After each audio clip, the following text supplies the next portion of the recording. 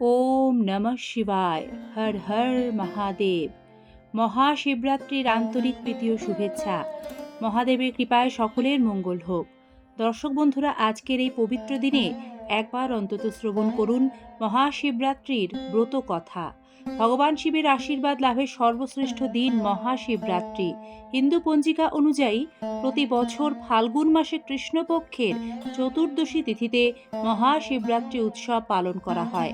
মহাশিবরাত্রির ব্রতকথাটি এই রূপ। শিব মহাপুরাণ অনুসারে বহুকাল আগে বারাণসী তথা কাশীধামে এক নিষ্ঠুর ব্যাধ বাস করত। সে দিনরাত শুধু জীব হত্যা করে বেড়াত। একদিন ব্যাধ শিকার করতে গিয়ে অনেক পশু পাখি শিকার করে। সন্ধ্যা ঘনিয়ে আসতেই সে বাড়ির দিকে রওনা হয়, কিন্তু কিছু দূর যেতেই পথে রাত্রি হয়ে যায়।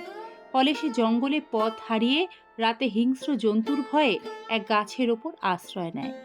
ব্যাধ যে গাছে আশ্রয় নিয়েছিল সেই গাছটি ছিল বেল গাছ, আর সেই গাছের নিচে ছিল একটি শিবলিঙ্গ।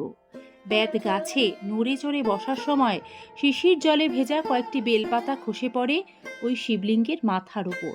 সেদিন ছিল শিব চতুর্দশী, অর্থাৎ মহাশিবরাত্রি। আর ব্যাধও ছিল উপবাসী। তার ফেলা বেলপাতাগুলো শিবলিঙ্গের মাথায় পড়ে। এর ফলে তার শিব চতুর্দশী ব্রতের ফল লাভ হয় তার অজান্তেই। পরদিন ব্যাধ সকালে বাড়ি ফিরে আসে। সে রাতে বাড়ি না ফেরায় সবাই তার জন্য ভাবছিল। ব্যাধ ফিরে আসতে তাকে তার বউ খেতে দিল। এমন সময় একজন অতিথি বাড়িতে এলো।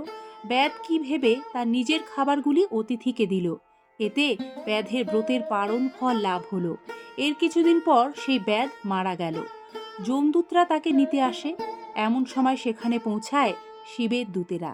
কে ব্যাধকে নিয়ে যাবে তাই নিয়ে দুই দলে যুদ্ধ বেঁধে যায়।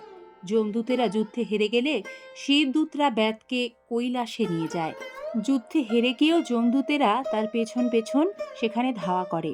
কৈলাসের দ্বারে নন্দী পাহারায় ছিল। সে ব্যাধের শিবরাত্রির কথা বললে সব শুনে যমদূতেরা গিয়ে যমকে সব কথা বলে।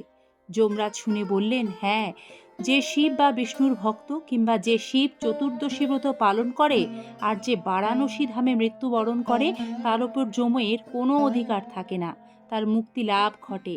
এইভাবে মর্তলোকে শিব চতুর্দশী বা মহাশিবরাত্রি ব্রতের প্রচার ঘটল।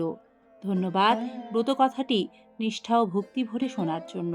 ভালো থাকবেন। মহাদেব ও মাতা পার্বতীর আশীর্বাদে সকলের ভালো হোক।